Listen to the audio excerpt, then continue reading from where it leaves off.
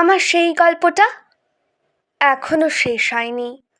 শোনো, পাহাড়টা আগেই বলেছি ভালোবেসেছিল মেঘকে, আর মেঘ কিভাবে শুকনো খটখটে পাহাড়টাকে বানিয়ে তুলেছিল ২৬ বছরের ছোকরা, সে তো আগেই শুনেছ। সেদিন ছিল পাহাড়টার জন্মদিন। পাহাড় মেঘকে বললে, আজ তুমি লাল শাড়ি পরে আসবে।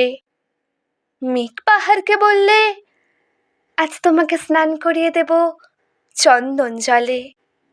ভালোবাসলে নারীরা হয়ে যায় নরম নদী, পুরুষেরা জ্বলন্ত কাঠ।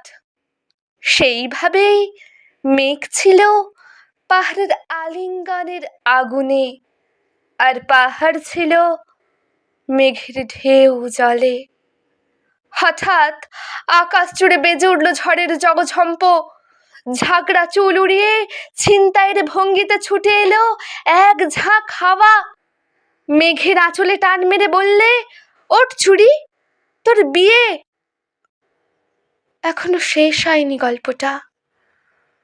বজ্রের সঙ্গে মেঘের বিয়েটা হয়ে গেল ঠিকই, কিন্তু পাহাড়কে সে কোনোদিন ভুলতে পারল না। বিশ্বাস না হয় তো চিরে দেখতে পারো পাহাড়টার হাড় পাঁজর, ভিতরে থই থই করছে শত ঝর্ণার জল।